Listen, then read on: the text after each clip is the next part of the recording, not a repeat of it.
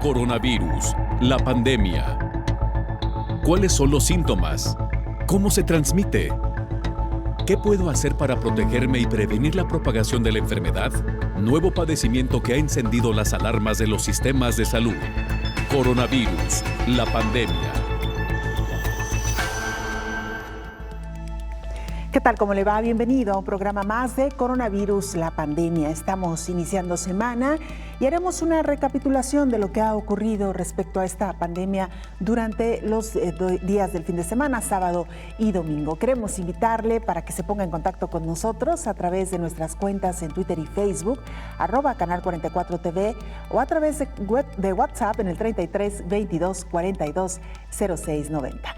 Le recordamos que Coronavirus, la pandemia, es una producción de la Universidad de Guadalajara que se transmite desde el foro de Canal 44 y que llega a México y América Latina gracias a la señal de las televisoras públicas que se suman a esta emisión. Hoy hablaremos de un tema fundamental durante esta crisis de salud y nos referimos a la relación de las personas que padecen enfermedades como la diabetes mellitus de cara a esta pandemia de COVID-19. Hasta ahora hay algunos estudios que señalan que COVID-19 causa daño pancreático ocasionando la enfermedad de diabetes mellitus. También, como le hemos dicho, hay cifras alarmantes en Estados Unidos. Las tasas de mortalidad por diabetes en este país han alcanzado ya cifras récord desde 2009 y se ha superado a la mayoría de las naciones industrializadas. Un laboratorio jurídico también ayudará a mejorar la respuesta para COVID-19. Le estaremos comentando que la Organización Mundial de la Salud emitió un nuevo reporte del avance sobre la vacuna contra COVID-19 y tendremos reportes desde Dallas, Texas, con la última actualización de esta pandemia en la Unión Americana. A propósito de las vacunas, le informaremos también más adelante el detalle que Moderna, esta empresa que, como usted sabe, está estudiando una vacuna contra COVID-19, entró ya en la fase 3, una fase avanzada para finalmente encontrar un biológico en contra de esta enfermedad. De esto y mucho más estaremos hablando a lo largo de la siguiente hora. Iniciamos, advierten de posibles riesgos por COVID-19 para desarrollar la enfermedad de diabetes mellitus, un problema de salud mundial existente. Un mundo enfermo y envuelto en un cóctel de padecimientos. El 2020 será considerado el año de múltiples pandemias, no solo por COVID-19, que transita de manera acelerada y es tangible para todo el mundo, sino porque dio cuenta de otras enfermedades como la diabetes mellitus. La estimación mundial es de 463 millones de personas afectadas por diabetes, uno de los problemas de salud con un crecimiento también acelerado desde antes de que iniciara el siglo XXI. En un informe de la Organización Mundial de la Salud, prevé que para el año 2030 la diabetes será la séptima causa de muerte. Para el 2036, la cifra probable de enfermos sería de más de 840 millones de personas, siendo la diabetes tipo 2 la que representa el 90% de los casos, un aumento acelerado en niñas y niños. A la diabetes mellitus, con sus múltiples consecuencias, pone en riesgo a la persona que la padece frente a la COVID-19, siendo mucho más riesgosa y letal de acuerdo a investigaciones internacionales. Las personas con diabetes son más sensibles a desarrollar una infección viral, cualquiera que sea, difícil de tratar debido a las complicaciones que conlleva la enfermedad pancreática. Sin embargo, hay otras preocupaciones de carácter emergente en América Latina, tomando en cuenta la prevalencia de la diabetes. Los pacientes pueden tener una agudización con COVID-19, además de que la COVID-19 puede causar una inflamación pancreática y en ocasiones microtrombosis pancreática, que puede generar trastornos en la producción de insulina. Adelantaba en el programa Coronavirus, la pandemia, el infectólogo Héctor Raúl Pérez Gómez, de que hay reportes internacionales de que la diabetes mellitus se está desarrollando a partir de COVID-19. Una emergencia sanitaria que se extiende y que deberá estar bajo estricta vigilancia científica médica para evitar colapsar el sistema de salud mundial por COVID-19 y diabetes mellitus. Informó Isaura López Villalobos. Gracias a nuestra compañera Isaura López, por supuesto, entraremos a detalle con este tema que hoy le estamos presentando en el programa especial de coronavirus, la pandemia. Antes vamos a la sede de la Organización Mundial de la Salud en Ginebra, Suiza. Nuestro compañero Pablo Gómez, corresponsal de la agencia EFE y además colaborador de este espacio, nos presenta el reporte. Pablo, te saludamos. Adelante con la información. Hola, ¿qué tal? Buenos días, Belén. Buenos días a todo el auditorio de Canal 44. Los casos globales de COVID-19 rondan los 15,8 millones en el arranque de una nueva semana.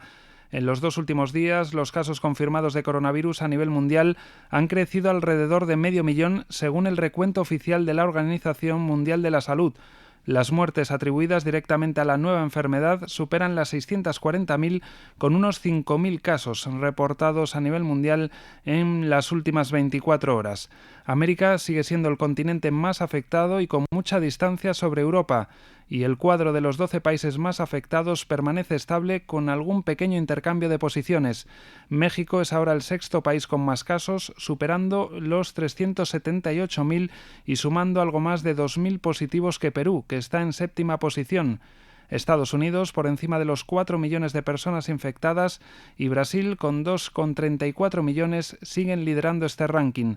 También son los países con más muertos, cerca de 144.000 en el caso de Estados Unidos y más de 85.000 en el de Brasil. Les siguen el Reino Unido con cerca de las 46.000 muertes y México, que se sitúa a continuación con unos 3.000 fallecimientos menos. Por otro lado, 3 potenciales vacunas contra el coronavirus se encuentran en la fase decisiva en la que sus resultados preliminares deberán ser confirmados, lo que puede requerir hasta 6 meses, según dijo recientemente la jefa del área científica de la OMS. Las investigaciones y el desarrollo de una vacuna se dividen en ensayos preclínicos, en los que se utilizan animales, y en 3 fases de ensayos clínicos. En la fase 1 participan de 30 a 50 personas y en ella la atención está puesta en la seguridad de la vacuna para quien la recibe. Pasar a la fase 2 implica la participación de entre 700 y 1 millar de voluntarios con quienes se pueden validar los resultados previos en materia de seguridad y empezar a baremar el nivel de eficacia del producto. Las vacunas experimentales o candidatas que superan esta fase anterior pasan a la fase 3, que es la más importante porque es la que da la respuesta acerca de si la vacuna protege o no de la enfermedad. Y en esta última etapa participan decenas de miles de voluntarios y, como decimos, 3 vacunas se encuentran ya en ella. Reportó desde Europa Pablo Gómez para el programa Coronavirus, la pandemia. Gracias, Pablo, por esta información oportuna y además que nos deja un tema precisamente sobre esta mesa para iniciar la charla con el infectólogo Héctor Raúl Pérez Gómez. Doctor, bienvenido. ¿Qué tal, Belén? Buen día, qué gusto saludarte. Igualmente, doctor, me gustaría que retomáramos esto último que mencionaba Pablo sobre las empresas farmacéuticas que ya entraron en la fase 3 del desarrollo de un biológico y particularmente Moderna, que fue noticia este fin de semana porque recibió casi $500 millones más para financiar este proyecto de investigación y decir que hoy lunes empieza precisamente la fase 3, que era la que nos explicaba Pablo, donde el biológico ya se aplica, digamos, en un grupo mucho más amplio y ahí es donde se puede determinar, doctor, la inmunidad que puede crear esta vacuna. Pues indudablemente es una excelente noticia, Belén. Moderna, en colaboración con los Institutos Nacionales de Salud de los Estados Unidos, han sido de alguna manera líderes en el desarrollo de una vacuna contra este SARS-CoV-2. De igual manera, AstraZeneca con la Universidad de Oxford y el Instituto de Ciencia y Tecnología de China, considero son los punteros, y efectivamente están entrando a la fase 3, en donde el biológico candidato a vacuna se aplica a miles de personas de diferentes características, tanto raciales como de edad.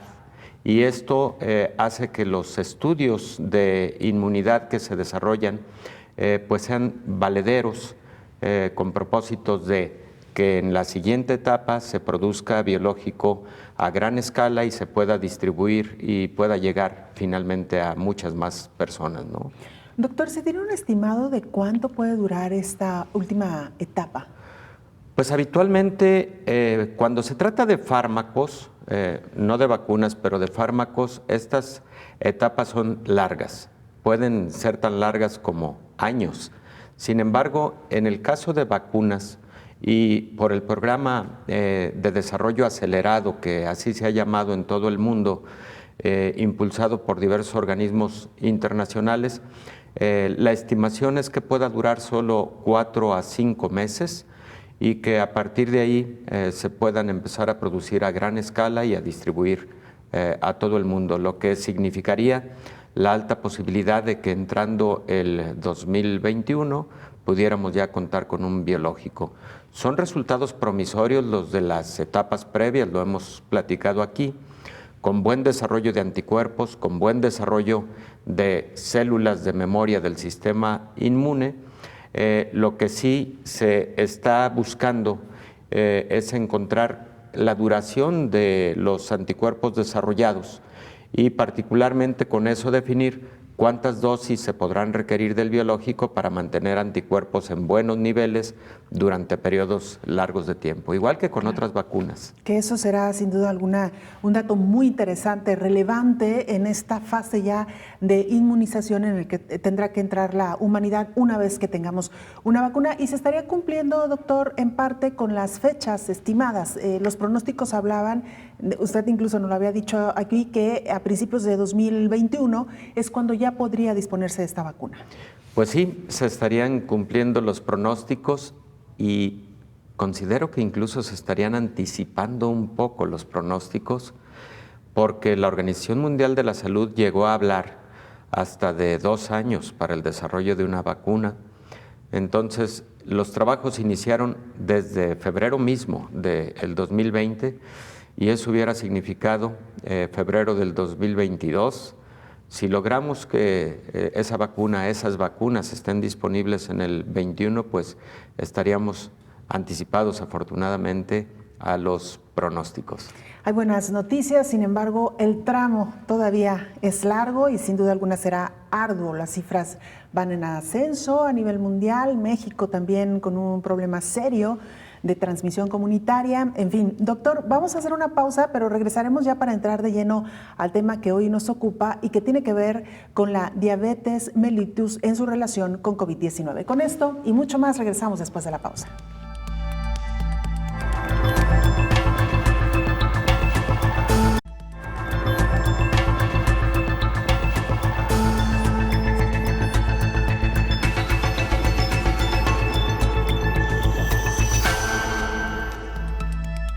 Entramos al tema que hoy nos ocupa y mire usted, al principio de la pandemia se había hablado de algunos grupos de riesgo de cara a esta enfermedad COVID-19 y entre estos grupos de riesgo se mencionaba a las personas con diabetes. Sin embargo, nuevas evidencias señalan que la diabetes, que COVID-19 en sí misma podría provocar diabetes a quien padece COVID-19. Vamos a ver el siguiente informe. La revista New England Journal publicó un nuevo hallazgo en donde los científicos encontraron nueva evidencia que sugiere que la COVID-19 puede desencadenar la aparición de la diabetes en personas sanas, así como causar complicaciones graves en personas diabéticas. Este proyecto llamado COVIDIAP, en el que participan 17 expertos internacionales en diabetes, tiene como objetivo registrar nuevos casos de la enfermedad crónica en pacientes con coronavirus, así como comprender el alcance y las características de las manifestaciones de la enfermedad en pacientes con el nuevo virus. Las observaciones clínicas realizadas hasta ahora demuestran que, por un lado, la diabetes está asociada con un mayor riesgo de gravedad y mortalidad de COVID-19. Se ha registrado que en el mundo, hasta el 30% de los pacientes que murieron con COVID-19 tenían diabetes. Por otro lado, se ha observado en personas con COVID-19 una nueva diabetes y complicaciones metabólicas atípicas de las diabetes preexistentes, incluidas las que amenazan la vida.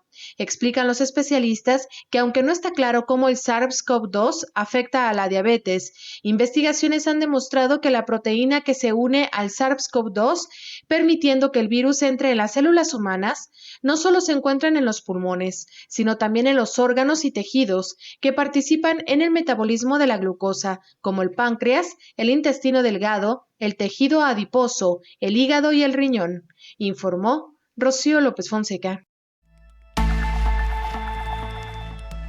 Es precisamente Estados Unidos el país donde la mortalidad, la mortandad y además los casos de diabetes alcanzan cifras históricas y cifras récord. Desde el año 2009 se ha registrado esta enfermedad de manera grave. Los Centros para el Control y Prevención de Enfermedades de Estados Unidos analizaron más de 15,000 muertes en 15 estados y en la ciudad de Nueva York en el primer semestre del año y encontraron que las comunidades afrodescendientes y las latinas sufren índices de diabetes más altos que los estadounidenses blancos y han enfrentado niveles desproporcionados de contagios de COVID-19. La diabetes ya era una pandemia de lento avance. Ahora con el SARS-CoV-2 se ha establecido como una ola de rápido movimiento, señaló el profesor de medicina y director del Centro de Investigación de Políticas y Enfermedades Crónicas de la Universidad de Chicago, Elbert Wang. En México, el panorama es todavía más crítico. A diferencia de otros países, tiene una elevada tasa de diabetes mellitus, una tasa de obesidad que está asociada con hipertensión, con problemas respiratorios y con varios cánceres. Entonces, es una población que está en riesgo, advirtió Cristian Morales, representante del Centro de Información de las Naciones Unidas en México. Por su parte, el director de Diabetes Center, Jorge Alberto Pérez Gómez, destaca el impacto desproporcionado del nuevo coronavirus en personas que sufren diabetes y otras enfermedades crónicas como hipertensión, padecimientos cardiovasculares, obesidad, entre otros. Añadió que además hay un dato alarmante, el número de personas que no están diagnosticadas con diabetes. Yo te diría que más o menos de cada 10, 40% de esos pacientes no saben que viven con diabetes. O sea, de cada 10 pacientes, 4 no saben que viven con diabetes. Entonces, por eso hay ese subregistro. Y muchos pacientes ya pueden tener alteración de la glucosa, lo que nosotros a veces también le llamamos prediabetes, y ya tienen alteraciones de la glucosa. Pero no solamente es decir hay alteración de la glucosa, sino que ya empiezan con ciertas complicaciones. Y eso no es todo. Del total de los diabéticos, el 40% tiene un mal control de su enfermedad. Se estima que en México existen alrededor de 30 millones de personas con alteración en la glucosa y solo 9 millones de ellas están diagnosticadas. La Organización Panamericana de la Salud recordó que 1 de cada 4 personas en el continente corre un mayor riesgo de tener un mal resultado del COVID-19 debido a las enfermedades crónicas subyacentes como la diabetes, hipertensión y obesidad, informó Rocío López Fonseca.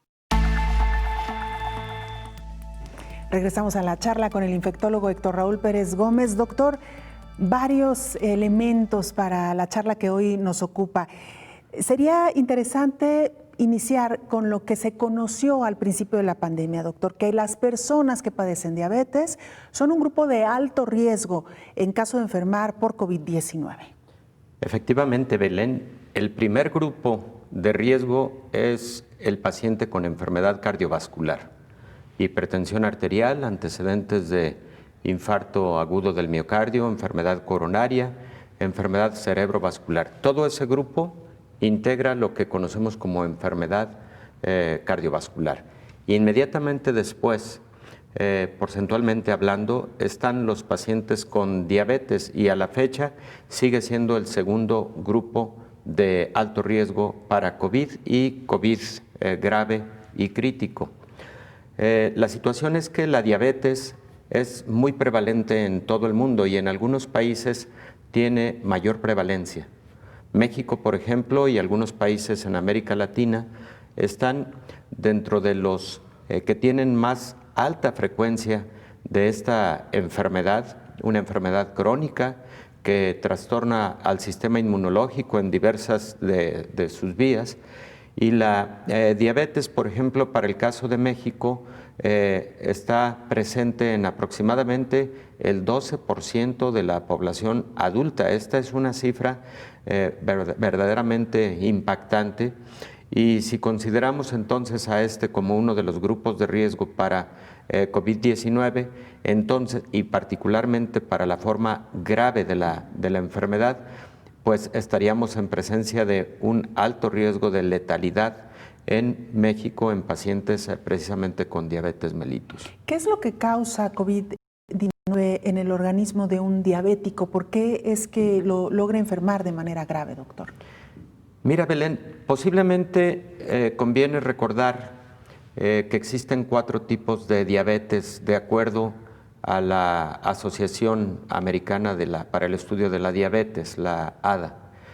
El primero es el conocido como diabetes tipo 1, en donde existe destrucción de las células pancreáticas que se encargan de producir insulina.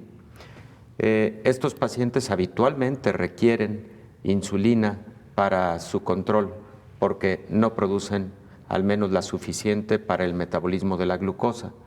El segundo grupo es el que conocemos como diabetes tipo 2 y es la más común, y es aquella en la que el páncreas progresivamente va dejando de producir insulina o no produce la suficiente insulina para el metabolismo de la glucosa, para el metabolismo requerido. El tercer grupo es el de lo que conocemos como casos de diabetes de etiología específica. Es que hay otras enfermedades que pueden causar diabetes. Ahí, por ejemplo, tenemos la enfermedad y el síndrome de Cushing, en donde los pacientes, además de tener trastornos en hormonas de las glándulas suprarrenales, asociado a esto pueden tener diabetes por el trastorno de los glucocorticoides. Es un ejemplo. Y el cuarto grupo es el de diabetes gestacional, la que se presenta durante el embarazo o inmediatamente después de concluido el embarazo, que frecuentemente puede volverse al metabolismo habitual de la glucosa, pero de cualquier manera ese antecedente puede significar el riesgo de desarrollar diabetes en cualquier momento en la vida. Vuelvo al primer tipo de diabetes porque es en el que se encuentra precisamente la hipótesis de cómo COVID podría estar causando diabetes. La destrucción de las células pancreáticas que producen la insulina, que son las células beta del páncreas, se puede dar ya sea por mediada inmunológicamente, se puede presentar porque las citocinas proinflamatorias de las que hemos hablado mucho en esta mesa y que se producen a partir del sistema inmune altamente activado por el virus SARS-CoV-2, estas citocinas son capaces de destruir células beta del páncreas, como también existe un mecanismo mediado por lo que se llaman complejos inmunes, es decir, anticuerpos unidos al virus SARS-CoV-2 pueden generar daño directo en estas células beta del páncreas. Y finalmente hay un mecanismo conocido como apoptosis, se le conoce también como muerte celular programada. También es mediado por células del sistema inmune y de igual forma es lo que causa la muerte de células beta pancreáticas. Entonces, volvemos. Además de que la diabetes es un factor de riesgo para COVID y COVID grave, efectivamente, la revista New England Journal of Medicine recientemente acaba de publicar, y la revista Science, en el apartado de enfermedades extrapulmonares asociadas a COVID-19, la hipótesis de que estos mecanismos pueden destruir células pancreáticas productoras de insulina y de esa manera generar diabetes de novo. Es decir, que estaríamos ante dos momentos, doctor. Las personas que antes de COVID tienen ya diagnosticado diabetes, y bueno, y ahorita vamos a hablar de las que no están diagnosticadas, Claro. pero digamos, las que están diagnosticadas como diabéticos o con la enfermedad de diabetes mellitus, enferman de COVID-19 y esta posibilidad de que la desarrollen el padecimiento de manera grave. Pero un segundo momento, que es el que usted nos acaba de mencionar, doctor, y que creo que es un hallazgo importantísimo de la medicina, el hecho de que COVID-19 pueda producir diabetes en las personas que lo padecen, doctor. Efectivamente, puede darse el caso. No sabemos en qué proporción, pero se han empezado a estudiar esos mecanismos. Como parte de las secuelas que está dejando la enfermedad, doctor, porque Efectivamente. se han encontrado también secuelas en otros órganos, lo cual también está preocupando hoy por hoy a la ciencia médica. Sí, recordemos, Belén, que muchos son los órganos que tienen receptor para este virus, SARS-CoV-2, y los que tienen receptor son órganos blanco para daño provocado por COVID-19, y el páncreas es uno de ellos.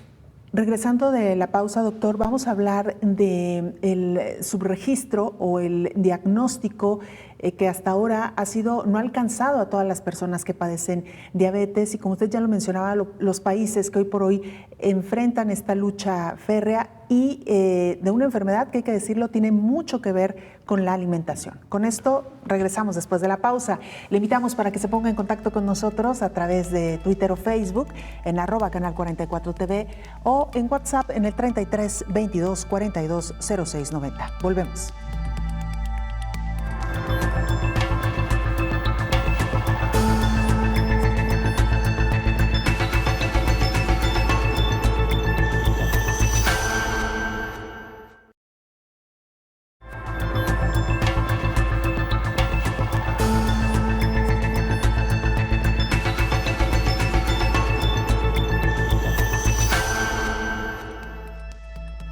Regresamos a este programa especial de coronavirus, la pandemia. Un laboratorio jurídico ayudará a mejorar la respuesta a COVID-19. Las leyes nocivas pueden exacerbar el estigma y la discriminación, violar los derechos de las personas, además de socavar las respuestas de salud pública, señaló Winnie Byanyima, directora ejecutiva de ONU-SIDA. El director de la Organización Mundial de la Salud, Tedros Adhanom Ghebreyesus, señaló que a menudo las leyes no están estrictamente centradas en el sector sanitario, pero afectan a la salud pública. Las deficiencias en el diseño, aplicación o cumplimiento de las leyes pueden perjudicar a las poblaciones marginadas, enquistar la estigmatización y la discriminación, así como obstaculizar los esfuerzos para poner fin a la pandemia. Por ello, el organismo internacional impulsa el laboratorio jurídico sobre la COVID-19, al cual tienen acceso los más de 190 países, con el fin de ayudar a los estados a establecer y aplicar marcos jurídicos sólidos para gestionar la COVID-19. Este laboratorio incluye estudios de diferentes marcos jurídicos relacionados con la COVID-19. Son análisis que ayudarán a los países a determinar prácticas óptimas para orientar sus respuestas a la pandemia. Es necesario hacer un seguimiento de la forma en que se utilizan las leyes y las políticas para evaluarlas y comprender qué soluciones dan resultado, dijo Matthew Cavanagh, profesor del Departamento de Salud Internacional de la Universidad de Georgetown. El administrador del Programa de las Naciones Unidas para el Desarrollo, Achim Steiner, mencionó que las leyes y políticas basadas en la ciencia, las pruebas y los derechos humanos pueden lograr que las personas accedan a los servicios de salud, se protejan de la COVID-19 y vivan libres de estigmas, discriminación y violencia, informó Elizabeth Ortiz. Gracias a nuestra compañera Elizabeth Ortiz por este reporte. Vamos a Texas. Ahí se encuentra nuestro compañero Edgar Olivares, quien nos presenta lo que ha ocurrido en las últimas horas en respecto al número de contagios y de muertes, lamentablemente, que están ocurriendo en la Unión Americana. Edgar, te saludamos, qué gusto escucharte. ¿Qué tal, Belén? Me da mucho gusto saludarte, al igual que a toda la gente de Canal 44. Bueno, pues los saludo desde la ciudad de Dallas, Texas, cuyo condado lidera el número de contagios en el estado, con poco más de 46,000 casos. Texas actualmente se ubica en el cuarto lugar de estados afectados, con casi 395,000 contagios y 5,076 muertes, mientras que 229,000 personas ya se han recuperado de la enfermedad. Pero, ¿cómo ha sido este camino de la pandemia en uno de los estados más importantes y extensos de la Unión Americana? Recordemos que a finales de febrero y durante las primeras semanas de marzo parecía que la pandemia estaba controlada y en Estados Unidos la vida era completamente normal, hasta que la Organización Mundial de la Salud declaró el COVID-19 como una pandemia y alertó que los países no estaban actuando a la altura de lo que se requería. Fue entonces que comenzaron a incrementar también a la par los casos, sobre todo en los estados de Washington y Nueva York. Ante esto, gobernadores, jueces de condados y alcaldes comenzaron a implementar medidas de higiene que no fueron suficientes y tuvieron entonces que decidir cerrar parte de la economía como gimnasios, restaurantes, bares, eventos musicales, deportivos, centros comerciales y también suspender reuniones de más de 50 personas en un comienzo y después reuniones de más de 10 personas. La última semana de marzo fue crucial porque los casos siguieron aumentando de forma espectacular y fue entonces que decidieron las autoridades generar las órdenes para quedarse en casa. Sin hacer obligatorio el uso de cubrebocas, al menos en los primeros meses de la pandemia en Texas, y con la orden de quedarse en casa durante parte de marzo, abril y mayo, el gobernador Greg Abbott decidió entonces que era momento de comenzar la reapertura económica desde el 1 de mayo, con negocios que solo operaban con órdenes para recoger en los establecimientos y con límite de personas dentro de los comercios de hasta 10. Así, cada 15 días había un avance nuevo para reaperturar la economía hasta que decidió que era momento de reabrir bares y restaurantes con hasta el 75% de capacidad. De hecho, muchos bares y restaurantes no respetaban el 75% y tampoco la sana distancia entre mesa y mesa. Esto, junto con una relajación de medidas por parte de la población, generó un rebrote e incremento en los contagios. Así fue como el gobernador decidió hace un par de semanas imponer el uso obligatorio de cubrebocas y detener el avance en la reapertura económica. Ese es el panorama que te puedo contar, Belén, amigos de Canal 44, de todo lo que ha ocurrido con la pandemia en el estado de Texas. Edgar, y por si fuera poco, este fin de semana también la llegada de HANA a territorio estadounidense, particularmente Texas, que ha sido uno de los estados donde mayores afectaciones se han registrado, y el reto que esto implica, Edgar, porque muchas personas han tenido que abandonar sus hogares, y lo decimos también en el caso de México, han tenido que acudir a algunos albergues, y a pesar de que las autoridades han anunciado los protocolos de sanidad, estas no siempre se llevan a cabo con el mejor rigor, Edgar.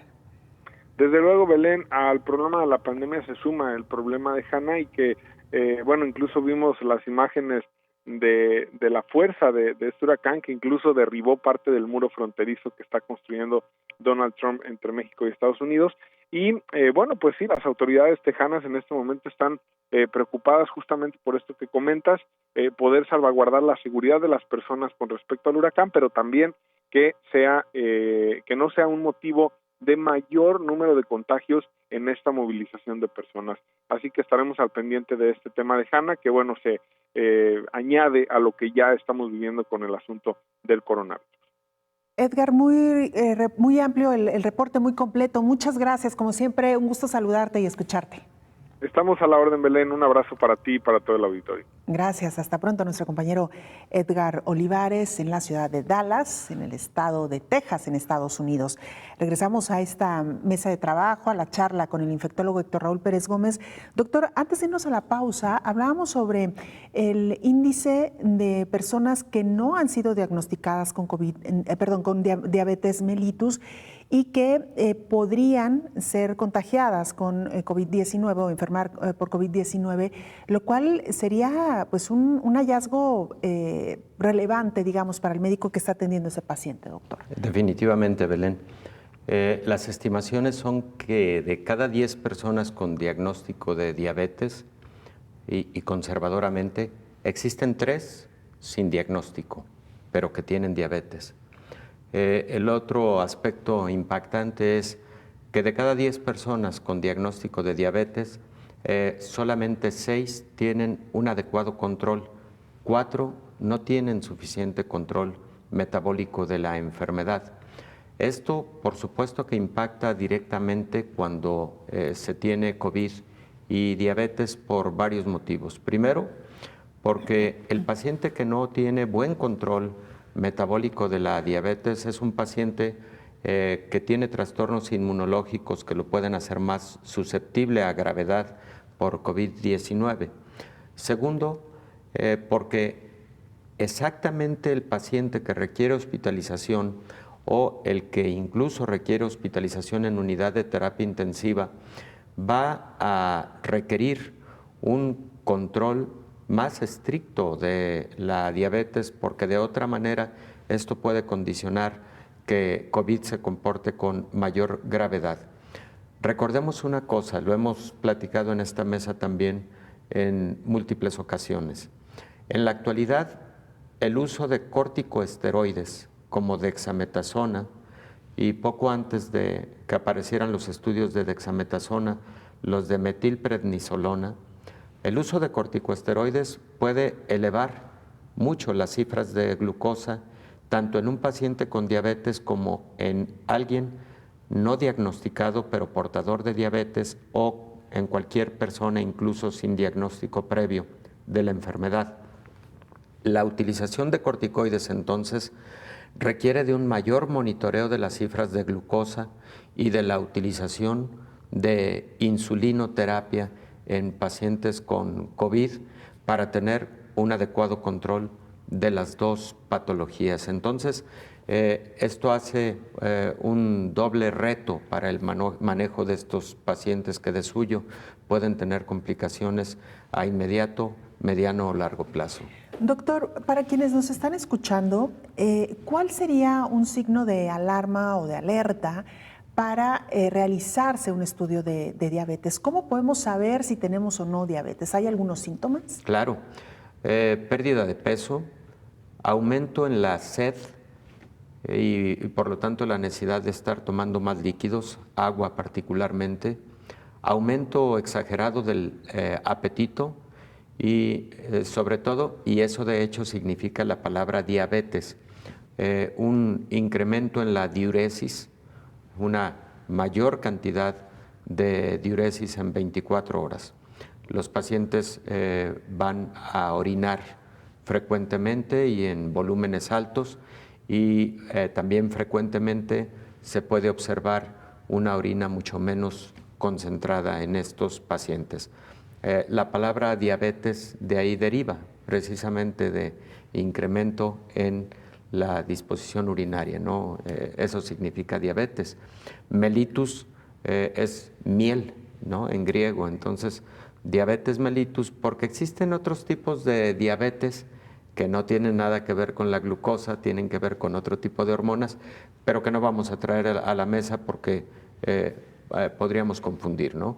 Diabetes mellitus es el trastorno en el metabolismo de los carbohidratos provocado por una insuficiente cantidad de insulina, ya sea por baja producción de la misma o por una producción normal o elevada, pero por resistencia de las células en donde se debe generar el metabolismo de la glucosa. Entonces, esos son los principales síntomas, Belén, pero aproximadamente el 40% de las personas que ya tienen elevadas cifras de glucosa pueden no tener ningún síntoma o solo un poco de cansancio. Entonces, ¿esto a qué me lleva? A recomendar que por lo menos una vez al año, en todas las personas, absolutamente en todas, estemos checando los niveles de glucosa, pero que en las personas mayores de 30 años de edad, esto se dé por lo menos 4 veces al año, sobre todo en países de alta prevalencia como es el caso de México. Claro, doctor, y precisamente sobre la prevalencia, ¿por qué países como México, como Estados Unidos, tienen altos índices de diabetes mellitus, doctor? Bueno, en la diabetes tipo 2, por ejemplo, existe influencia de factores genéticos, existe lo que conocemos como carga genética. Hay más carga genética cuando los dos progenitores tuvieron diabetes, y la hay más aún cuando además de los dos progenitores, de forma ascendente, los abuelos tuvieron diabetes. Existen alteraciones en algunos de los cromosomas que pueden predisponer a diabetes, y los países que más padecen la enfermedad pues son países en donde existe una más alta prevalencia de estos constituyentes genéticos. Pero por otro lado, la diabetes y la obesidad van de la mano habitualmente, Belén. México, Estados Unidos también, son de los países con más altos índices de obesidad, y ahí la manera en la que ocurre diabetes es un poco diferente. Los pacientes pueden durante algunos años producir buenos niveles de insulina, incluso altos niveles de insulina. El páncreas puede funcionar adecuadamente o incluso estar funcionando más para lograr ese metabolismo adecuado de la glucosa. Lo que ocurre es que las células del tejido adiposo generan lo que conocemos como resistencia a la insulina. La insulina lo que hace es llevar a la glucosa al interior de las células, pero la insulina no tiene la misma capacidad porque las células del tejido adiposo le generan resistencia para meter la glucosa a su interior. A eso se le conoce precisamente como el fenómeno de resistencia periférica a la insulina, que se presenta en pacientes obesos, y por ese motivo en países como México, en donde hay tantos niveles de obesidad, se puede presentar mucha más diabetes tipo 2. Doctor, vamos a hacer nuestra última pausa y vamos a regresar, por supuesto, para algunas conclusiones y recomendaciones también. Volvemos, gusto, usted Belén. No se vaya. Seguimos aquí en el programa especial de Coronavirus, la pandemia.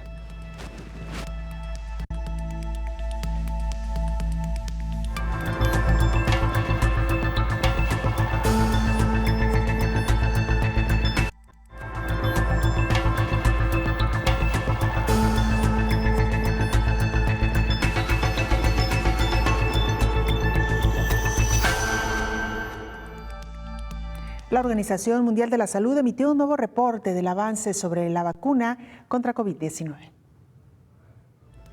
Ya son 5 las vacunas que van más avanzadas contra la COVID-19, las cuales están en la fase 3, de acuerdo con la OMS en su último reporte del fin de semana. Se trata de las siguientes farmacéuticas y socios: Sinovac, el Instituto de Productos Biológicos Wuhan junto con Sinopharm, la Universidad de Oxford y AstraZeneca, el Instituto de Productos Biológicos de Beijing y Sinopharm, además de Moderna y los Institutos Nacionales de Alergias y Enfermedades Infecciosas.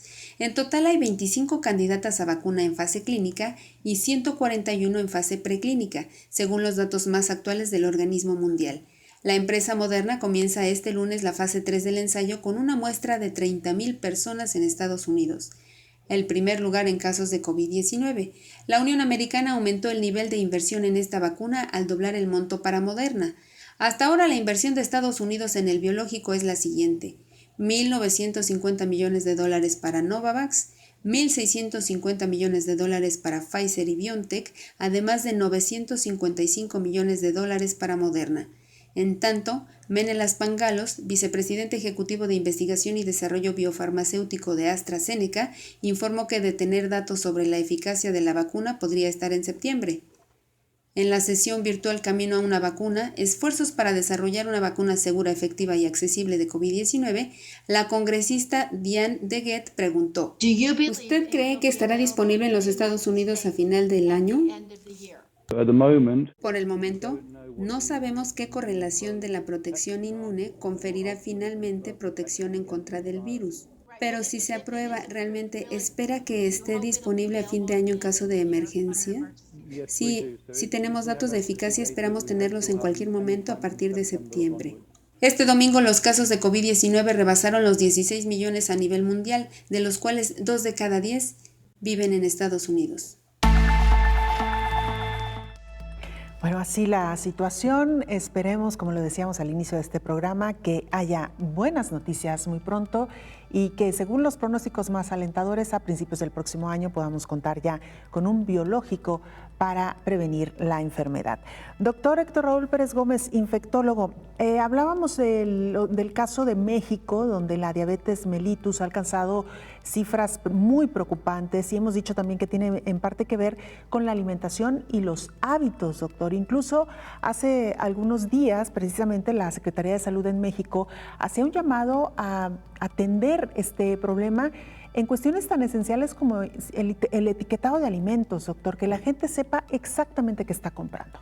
Efectivamente, Belén, y que ha sido motivo de hasta muchísimas discusiones legislativas, y tan importante que es la adecuada alimentación desde las etapas tempranas de la vida para evitar la obesidad, que como antes señalé, es el primer contribuyente para la diabetes en todo el mundo, no solamente en nuestro país. En nuestro país, la diabetes posiblemente constituye la enfermedad crónica no transmisible más importante y particularmente de más alto impacto en cuanto a las complicaciones de mediano y largo plazo. Recordemos que la diabetes a largo plazo puede llevar a daño vascular en todos los órganos y sistemas, y esto se traduce en un incremento en la insuficiencia renal crónica. Se estima que aproximadamente 1 millón de personas en México, al menos 1 millón, tienen algún tipo de daño renal importante. Número 2, la diabetes es la principal causa de ceguera en adultos en México. La diabetes mellitus es la principal causa de amputación de extremidades en México y aproximadamente 6 de cada 10 personas que sufren un infarto agudo al miocardio en México tienen como enfermedad preexistente o coexistente diabetes mellitus e hipertensión arterial.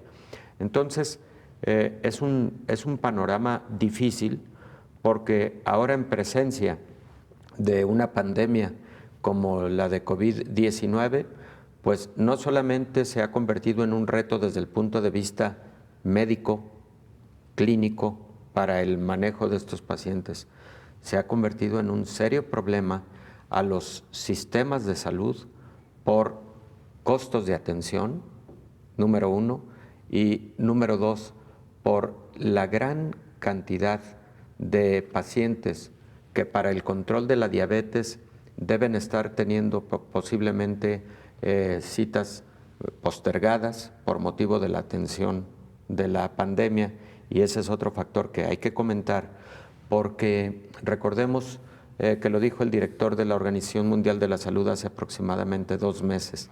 Las enfermedades crónicas no transmisibles en todo el mundo están teniendo menos atención por motivo del COVID-19, entonces que los sistemas de salud no olviden el adecuado control de este tipo de enfermedades, aún en presencia de COVID-19, ¿no? Doctor, un paciente que lleva su tratamiento adecuadamente, la vigilancia médica conforme a lo que se programa, ¿tiene posibilidades de no enfermar de manera tan grave, no solamente de COVID, sino incluso del propio deterioro de la enfermedad? Por supuesto, un paciente con diabetes bien controlado es un paciente con menos riesgo que el no controlado de enfermedades infecciosas, de enfermedades cardiovasculares y de todas estas complicaciones, incluido COVID-19.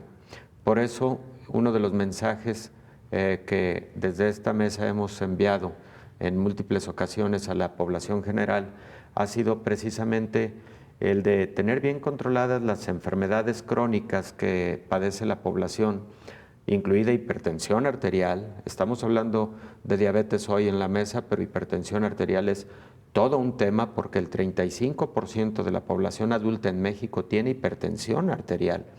Entonces, adecuado control de todas esas enfermedades preexistentes darán como consecuencia que no exista un mayor riesgo de COVID-19 o mayor riesgo de gravedad por COVID-19. Eso en comparación con quien no tiene un adecuado control de esas enfermedades crónicas no transmisibles. Doctor, COVID-19 nos ha traído, en medio de muchas cosas, el replantearnos la alimentación y el estilo de vida, me parece, doctor. Yo creo que sí, y debe llevarnos a una serie de reflexiones para que de una vez por todas, cuando hablamos de la nueva normalidad y que hemos comentado aquí, me gusta más llamarle la nueva cultura para la prevención y la promoción de la salud, es precisamente los estilos de vida saludables que incluyen alimentación, actividad física, no sedentarismo, las que van a generar condiciones de salud mucho mejores para el futuro. Y una población sana siempre estará en mejor capacidad de enfrentar una situación tan grave como la que estamos viviendo con COVID-19. Hemos dicho también en múltiples ocasiones pues que quisiéramos que nunca volviera a ocurrir una epidemia o una pandemia, sin embargo, la verdad es que eso podría ser un sueño guajiro. La población, el mundo, con lo globalizado, con tanta movilidad internacional, etcétera, siempre estará expuesto a esos riesgos de epidemias y pandemias. Insisto, esperemos que no ocurra otra de esta magnitud, pero la población debe estar o debemos estar bien preparados con buen estado de salud preexistente. Quizá en las generaciones adultas sea ya un poco complicado revertir los hábitos. No digo que sea imposible, digo que cuesta un poco más de trabajo, claro. Pero quizá, doctor, donde debamos empezar con mayor ahínco es en las nuevas generaciones, en los niños. Efectivamente, y los niños, los adolescentes también frecuentemente son simiente de distribuir o diseminar buena información. Yo veo con agrado que frecuentemente los mismos niños están en el ámbito familiar insistiendo en la mejor alimentación, etcétera. Y bueno, el rol que juegan también los sistemas educativos, ¿no? Creo que los sistemas educativos en la actualidad deben estar más orientados a la formación integral que a la misma información académica. La formación integral pues hace buenos hábitos y hace buenos seres humanos para el futuro. Y lo académico, bueno, se adquiere por añadidura como parte de la responsabilidad que genera el aspecto formativo. Y en ese aspecto formativo, pues indudablemente está los hábitos de vida saludables. Doctor, como siempre, un gusto charlar con usted. Muchas Igualmente, gracias por habernos Belén, acompañado. Muchísimas gracias a ti. El infectólogo Héctor Raúl Pérez Gómez. Antes de despedirnos, la tecnología china se ha convertido en una aliada de empresas, hospitales y oficinas públicas de Chile, ayudando a que se cumplan medidas como el distanciamiento social y el uso de mascarilla durante la pandemia que pues está siendo ocasionada por un nuevo coronavirus. La tecnología china se ha convertido en una aliada de empresas, hospitales y oficinas públicas de Chile, ayudando a que se cumplan medidas como el distanciamiento social y el uso de mascarillas durante la pandemia ocasionada por el nuevo coronavirus en el país sudamericano. Frente a este escenario, la compañía china de videovigilancia Hikvision ha reconvertido su tecnología de reconocimiento facial para contribuir a los desafíos que presenta la crisis sanitaria e instalado más de 700 cámaras térmicas en municipalidades, mineras, hospitales y cárceles de Santiago y regiones, con la idea de medir la temperatura superficial de hasta 30 personas por segundo. Las cámaras tienen la capacidad de poder identificar, ¿cierto?, desde la captación del rostro, identificar la zona que está que comprende entre la nariz y la parte superior de la frente, para ubicar el sector donde tiene que hacer esa comparación de temperatura a través de un lente termométrico que trabaja junto a un lente de videovigilancia. Todo esto dentro de la cámara. De igual manera, la inteligencia artificial incorporada en los sistemas de monitoreo no solo permite vigilar, sino también generar alertas inmediatas cuando detecta a una persona sin mascarilla, cuyo uso es obligatorio en el país austral. La tecnología existía, la aplicación cambió. En estricto rigor, la tecnología es la misma, ¿ok? Porque nosotros trabajamos lentes duales o cámaras dual lens, digamos, en donde hacemos sobre el análisis de biovigilancia tradicional. Eso nosotros lo cruzamos con la información termométrica que puede generar un lente térmico, comúnmente aplicable para perímetros. Asimismo, la firma ofrece dispositivos de mano capaces de captar la fiebre a una distancia mayor a 3 metros, utilizados usualmente para controlar la entrada a supermercados, aeropuertos y faenas, sin poner en riesgo la salud de los mismos trabajadores de estos recintos. La tecnología, por suerte, hemos visto que en los países donde mejor ha reaccionado, donde mejor han controlado, está presente, ¿ya? Y eso también habla que, como digo, ¿no? El buen uso de las herramientas disponibles, dentro de las cuales sin duda está la tecnología, probablemente ante esta y otras situaciones que se puedan enfrentar en el futuro, van a contribuir, ¿no? Van a contribuir, y la idea es que toda esta experiencia sirva para implementar ya no solo acciones correctivas, sino que también preventivas.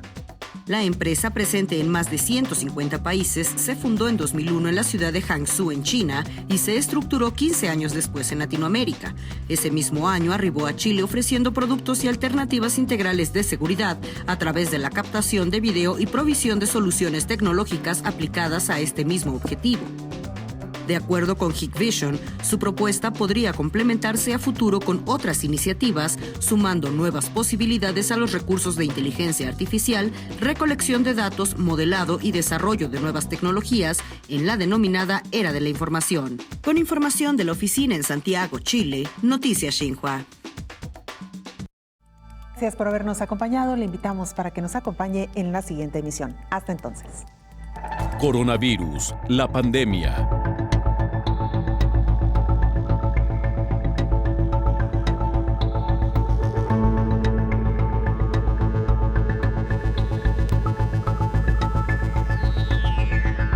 Coronavirus, la pandemia.